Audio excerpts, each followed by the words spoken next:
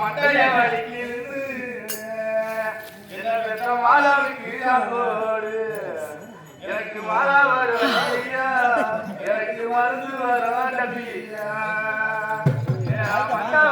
தூங்கிட்டாரடி வந்து என்னவா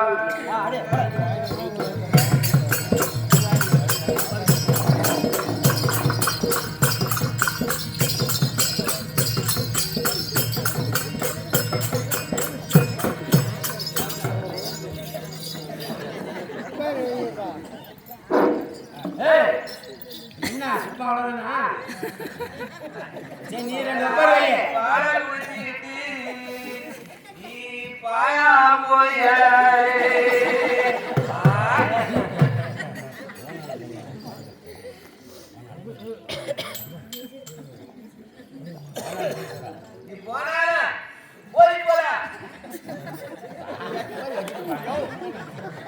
என்னப்பா இது விளையாட்டு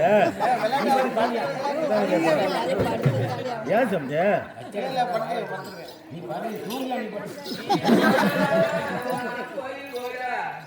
சட்டால பாய் பயலே வா கூட்டு சாரி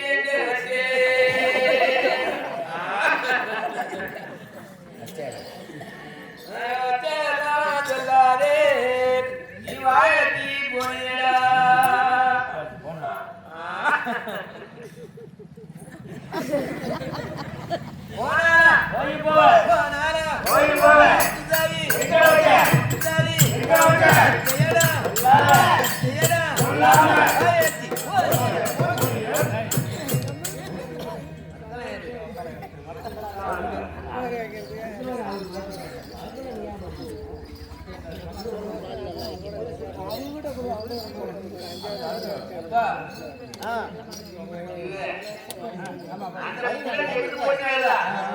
கல்யாணம் பண்ணி 27 வருஷம்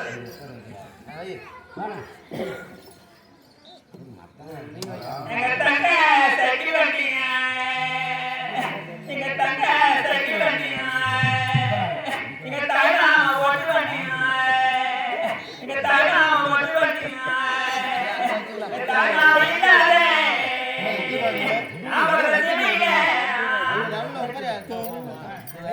தாய் நினைக்கிறே தங்க போற ஆரம்பியா அதெல்லாம் இல்ல அப்படியே வசமா நீங்க போனீங்க இங்க வண்டி இங்க புது மாமா ஓட்டு வண்டி இங்க புது மாமா வந்தாதே நீங்க போகூட இருக்கீங்க இங்க போற போற ஆரம்பியா நீங்க ஆராதா வண்டி நீங்க கேளே கட்டுಕೊಂಡೆ நாளெல்லாம் பாவினே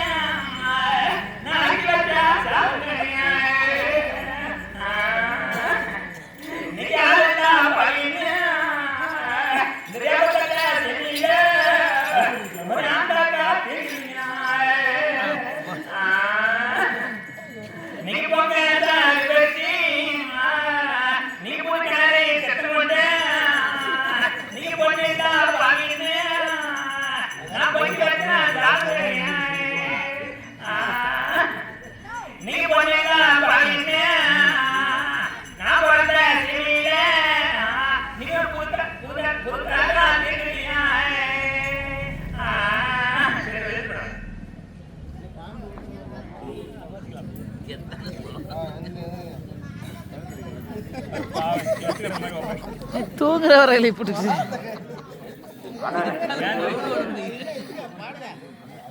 திரும்பி ஒப்பாரி பாடணுமா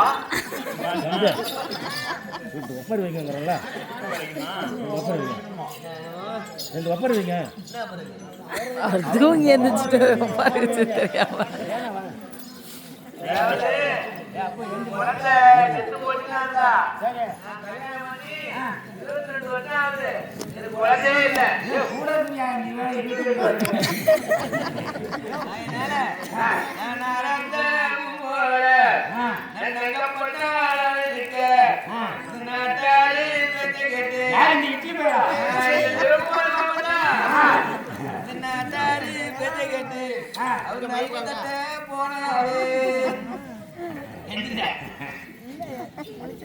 நாலு கட்டி வீடு வந்தா ரசஞ்சோறு வேணும்னு சொல்லுவாங்க. ரசசோறு வேணுமா?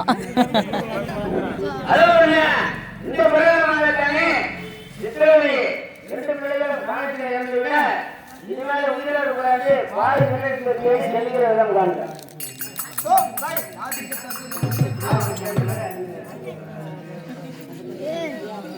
உட்காரு. ஏய் என்ன கட்டிடாத.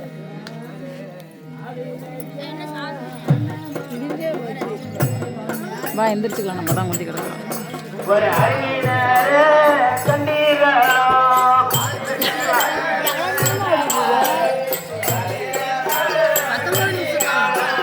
மாடு மேய்க்க அண்ணாமலே ஒரு மடுவு கொல்ல கண்டீரோ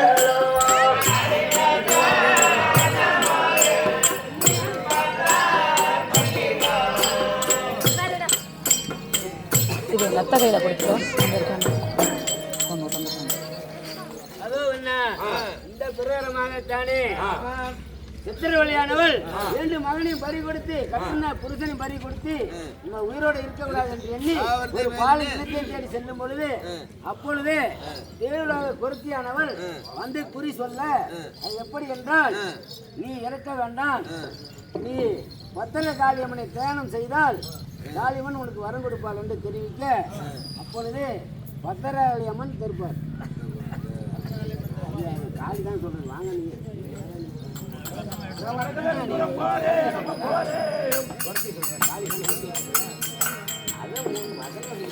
காளி சொல்ல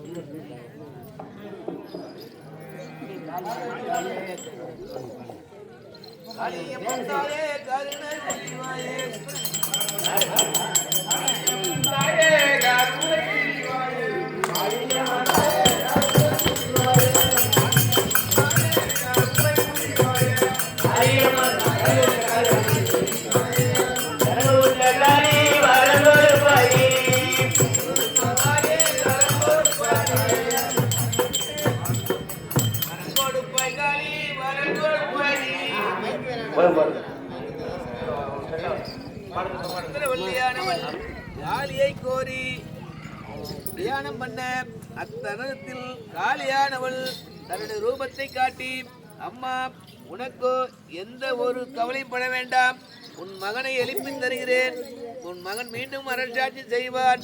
முதலாக உன் கணவனை பிரிந்து வந்த பொழுது கணவனுக்கு தரித்த பிள்ளை அப்பு செட்டி, 2வது குழந்தை கள்ள ஒட்டனுக்கு தரித்தவன். ஆகையினால கள்ள ஒட்டனுக்கு தரித்த குழந்தையானது ஒரு உருவமானது கொண்டு சென்று விட்டது. அதனால் உருவமில்லை. அப்பு செட்டியை உயிர் எழுப்பித்தாரேன். அத்தருணத்தில் 2 வரும் அந்த தில்லி பாஜானவர் அவருடைய ராஜ்யத்திலிருந்து அந்த மேல் நாட்டை பட்டம் கட்டி அரசாட்சி செய்ய வேண்டும் என்று ஒரு வெள்ளானை அனுப்புவார். அந்த யானையானது உன்னுடைய மகன் கழுத்திலே மாலையை போட்டு அந்த யானையானது மேல்நாடு கொண்டு சென்று மீண்டும்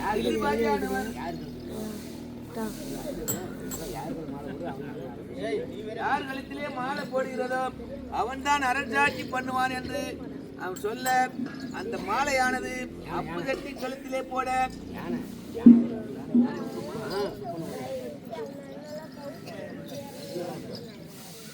வருகுதுவாரே யான வருகுதுவா அந்த கானக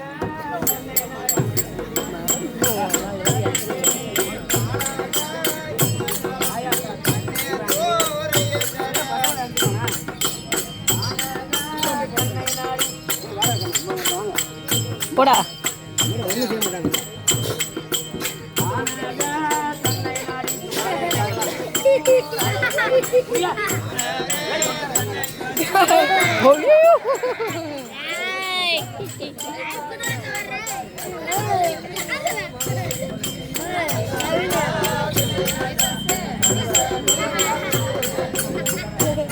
பாவம் அது தாத்தா இறக்கி விட்டுருங்க. அது செங்கடு கும்பிக்கிட்டா பாரு.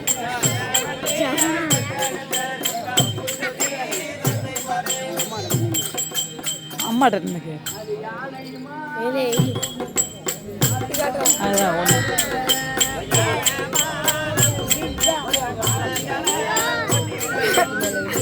ஐயோ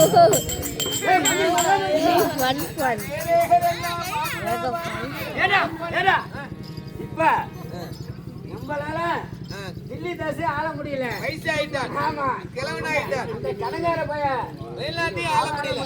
ஒரு போய். யோசனை சொல்றான். அதாவதுங்க ஆ, நம்ம வழக்கப்படி உங்களாலே முடியல. ஆமா ஒருத்தர் நம்மளா பார்த்து வச்சாலும் நியாயம் இல்ல. ஆமா நம்மளுக்கு பட்டத்து யானையை கொண்டு வந்து ஆமா அந்த யானை கையிலே பூமாலை கொடுத்து ஆமா. அந்த பூமாலையானது யார் கழுத்தில் போடுகிறதோ ஆ. அதுக்கு அந்த போடுறவங்களுக்கு தான் அந்த நாட்டுக்கு உரிமையானவன். ஆமா ஆகையினால நம்ம ராஜ வழக்கப்படி அது மாதிரி யானை போட்டு ஒரு லிங்கடா ஜிலுக்கி குட்டி சரி. அவன் பொண்ணோட ஒரு குட்டி பையன் மேல யானை மாலை போட்டு கொண்டாந்துருங்க. அப்படியா? ஏ அவனை அழைச்சிட்டு வாடா பாப்போம். வந்து நில்லுங்க. ரெண்டு பேரும் நில்லுங்கப்பா. மகாராஜா ஆ, இங்க பாருங்க, இந்த பொண்ணு ரொம்ப அழகா இருக்கு. சரி. அவருங்க அந்த பொடியன் பேர் என்னன்னு கேள்றான். டேய் கண்ணு, உன் பேர் என்ன? சத்தமா சொல்றேன்.